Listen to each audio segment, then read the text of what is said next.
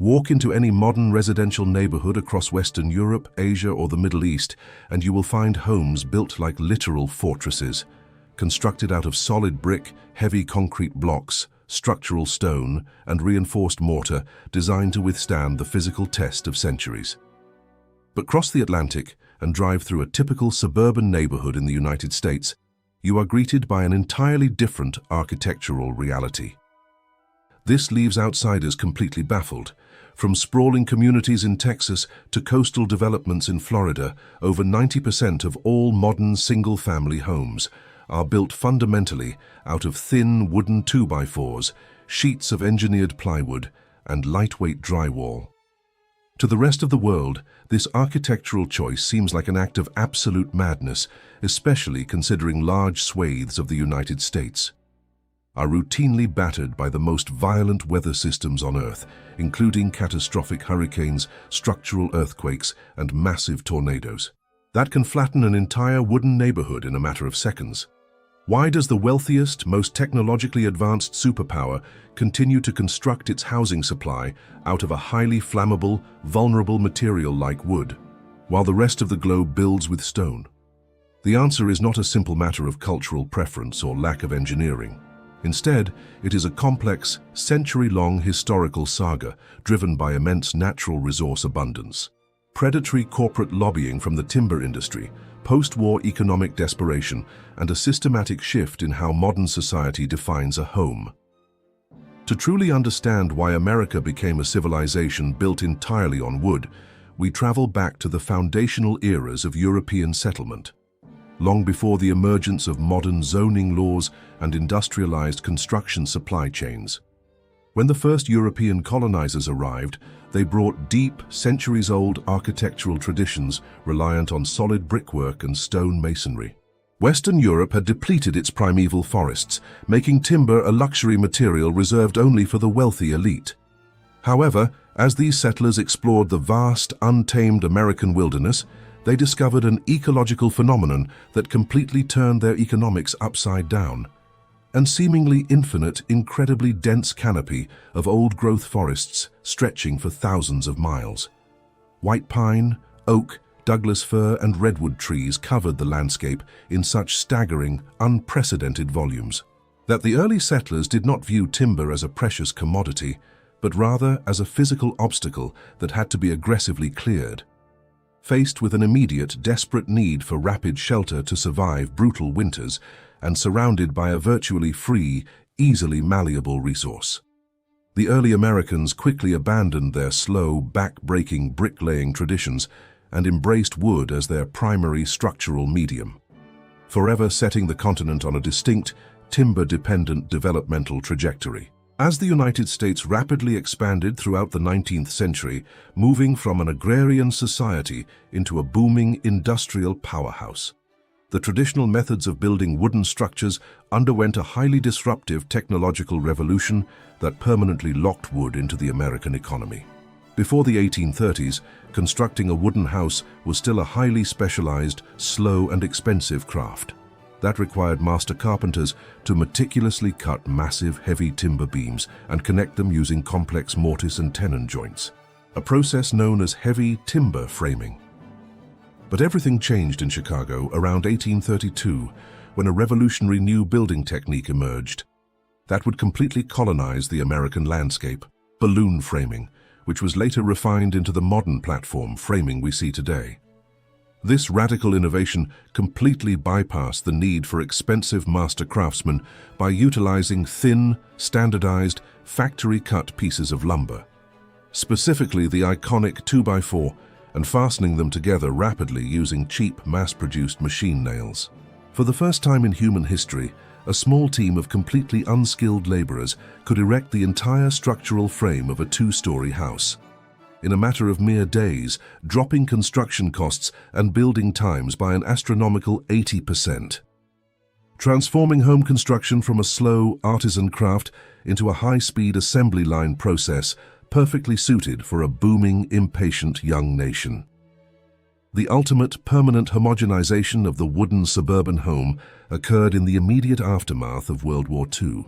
Driven by a historic housing crisis, and a massive, desperate surge of millions of returning American soldiers looking to start families. The federal government faced an overwhelming crisis. They needed to build millions of affordable, single-family homes at unprecedented speed. Traditional stone and brick masonry were simply too slow and labor-intensive to meet the catastrophic demand. Enter predatory real estate developers like William Levitt, the mastermind behind the iconic Levittown developments, who took the high-speed platform framing method and applied the principles of Henry Ford's automotive assembly line directly to the open landscape. Levitt broke down the construction of a standardized wooden house into 27 distinct hyper-specialized steps, sending teams of low-wage laborers marching across empty fields, throwing up wooden frames, slapping on plywood sheets, and installing cheap drywall, in a matter of hours per house. The timber industry capitalized immensely on this post-war boom, launching massive, highly aggressive political lobbying campaigns in Washington to ensure that national building codes were specifically written and optimized to favor wood frame construction over fireproof masonry, effectively ensuring their corporate dominance over the American housing market. This historic rapid transition to mass-produced wooden housing completely altered the cultural psychology of the American consumer, systematically shifting how the population perceived the long-term purpose and value of residential real estate. In Europe and Asia, a home is traditionally viewed as a permanent, multi-generational anchor, a solid, unyielding structure built to be passed down from grandparents to grandchildren, maintaining its physical integrity and compounding its cultural value. In stark contrast, the hyper-mobile, fast-paced nature of American economic expansion conditioned citizens to view a house not as a permanent family heirloom, but rather as a temporary, liquid financial asset to be bought, lived in for a few years, and then sold for a profit when relocating for a new job opportunity. Because the average American moves a staggering 11 times over their lifetime, there was absolutely no rational economic incentive for consumer markets or corporate home builders to invest premium capital into long-lasting brick or stone, when a cheap, standardized wooden house could serve its financial purpose for a decade before being traded away. This disposable, high-turnover mindset turned the American housing market into a speculative financial casino. Prioritizing short-term construction profits and hyper-rapid suburban sprawl over long-term structural durability and architectural permanence. Modern corporate home builders consistently defend this total reliance on lightweight wood by pointing out its exceptional thermal efficiency, superior design flexibility, and its surprising hidden advantages when facing specific types of natural disasters like severe earthquakes. Wood is a naturally flexible, highly resilient material that can bend, sway, and absorb immense kinetic energy during a major seismic event, allowing a wood-framed house to structurally survive ground shifting that would easily crack and collapse a rigid, unreinforced brick or concrete structure. Furthermore, the hollow cavity walls created by standard 2x4 platform framing provide the perfect, highly convenient space for developers to easily install thick layers of fiberglass insulation, run complex electrical wiring, and lay out advanced plumbing networks with maximum speed. This extreme ease of installation dramatically lowers the baseline cost of skilled labor in the United States, allowing developers to build massive 5,000 square foot luxury mansions at a fraction of what it would cost to build a structure of the exact same scale, out of solid, premium masonry. For the capitalist homebuilder, wood is the ultimate gold standard material because it maximizes their immediate profit margins, while delivering a visually beautiful, highly insulated product that satisfies the immediate aesthetic desires of the average middle-class buyer. However, this systemic reliance on lightweight wood frames forces the American homeowner to accept a terrifying array of severe, ongoing structural risks, high maintenance costs, and staggering vulnerabilities that consumers in the rest of the world find completely unacceptable. Wooden homes are highly susceptible to catastrophic water damage, mold infestations, and wood-boring pests like subterranean termites, which silently eat away at the core structural framing of a house, causing billions of dollars in hidden property damage across the United States. More devastatingly, When a severe weather event like a Category 5 hurricane or an EF5 tornado strikes a standard American suburb, the lightweight plywood roof decks and thin wooden wall panels function as a giant sail, allowing the intense barometric pressure to easily rip the house apart, turning an entire neighborhood into a lethal field of flying splintered debris, while a solid brick or stone house would easily stand its ground. Leaving the core shelter intact, a wooden house offers virtually zero structural resistance to extreme lateral forces, forcing American families to construct expensive subterranean concrete storm shelters just to survive the weather in their own backyards. The real tragedy of this industrialized housing model is that it is fundamentally unsustainable, trapping modern consumers in a continuous expensive cycle of high insurance premiums, frequent structural repairs, and absolute environmental vulnerability.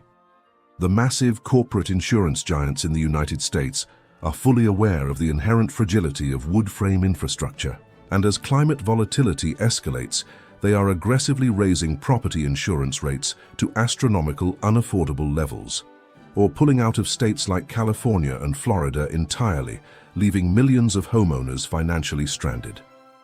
The American public has been completely conditioned to accept this fragile status quo, blindly believing the corporate narrative that wood is the only viable choice, while completely ignoring the fact that countries with far fewer natural resources manage to build solid, permanent, fireproof masonry housing. The United States housing market currently functions as a high-speed, disposable machine, continuously generating cheap wooden drywall structures, designed to maximize the immediate profits of timber conglomerates and massive corporate developers, while leaving the average citizen to shoulder the consequences. It is time to look past the beautiful, pristine coats of paint, the high-gloss vinyl siding, and the manicured lawns of modern American suburbia, to recognize the profound structural compromise that lies directly beneath the surface. The story of the American wooden house is a powerful, cautionary tale of how absolute resource abundance can easily morph into systemic corporate greed, permanently altering the architecture of a superpower, and locking an entire society into a highly vulnerable, short-term way of living. We must upgrade our collective architectural awareness, challenge the powerful timber lobbies that dictate our national building codes, and begin demanding a return to permanent, sustainable materials that prioritize human safety and generational permanence over corporate turnover. Reclaiming the true security of the home means building structures that can actually withstand the test of time and weather, ensuring that the places we raise our families are built to last for generations, rather than engineered to slide away in the next storm. Have you ever lived in a wooden American home and noticed how easily the walls shake? Or do you live in a brick house outside the US and find this entire system completely crazy? Leave a comment below with your country and your thoughts, and let's decode the secrets of global housing culture together. Hit that subscribe button right now to unlock the next era of truth. See you in the next video.